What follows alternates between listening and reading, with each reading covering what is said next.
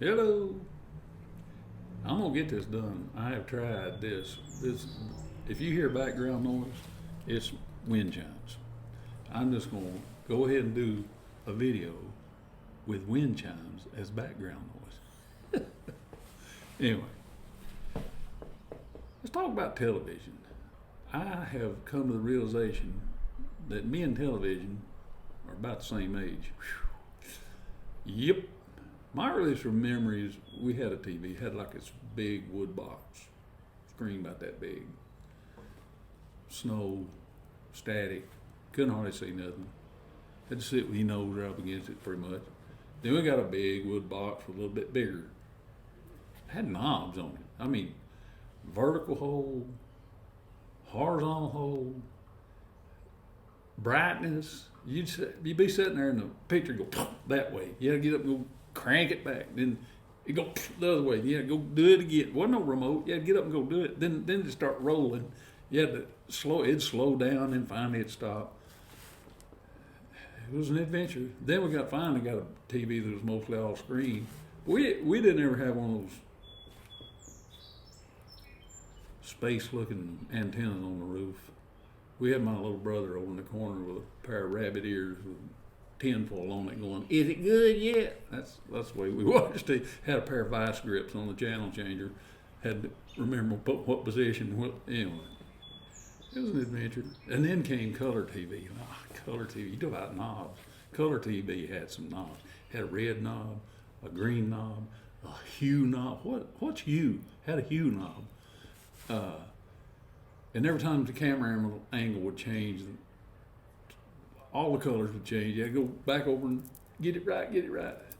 I'm telling you, if you never saw green Hoss Cartwright, I still have nightmares about that.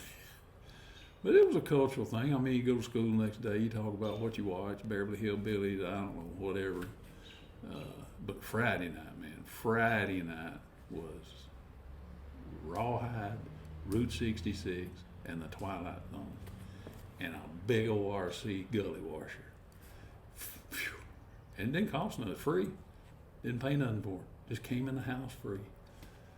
Good old days. Anyway, I'm gonna do music now. Music. I'm gonna do a song by Jerry Butler.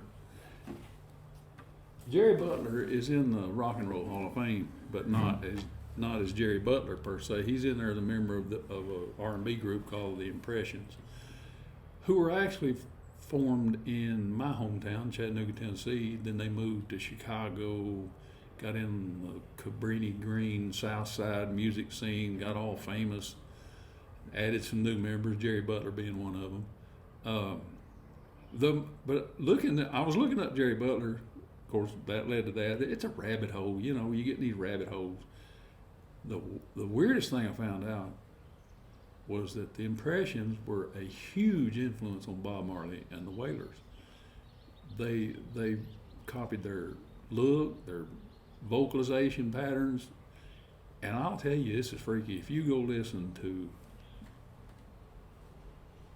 People Get Ready by the Impressions and then listen to One Love by Bob Marley and the Wailers, you'll see it's weird.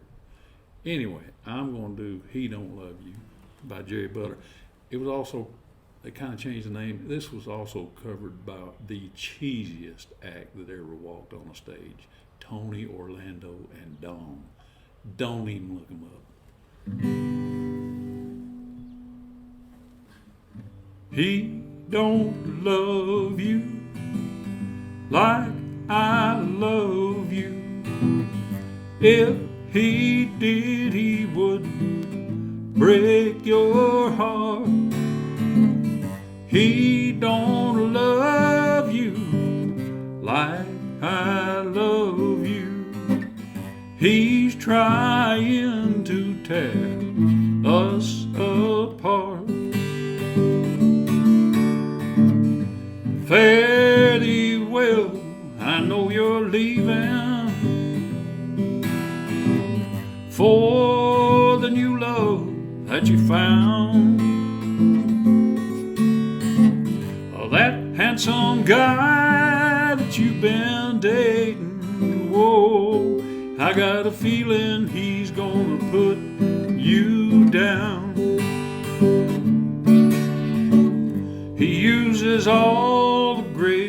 reputation. He says all the things I wish I could say, but he's had so many rehearsals. Oh, to him you're just another play. And he don't love you, and he never will, like I love you. If he did, he wouldn't break your heart. He don't love you like I love you.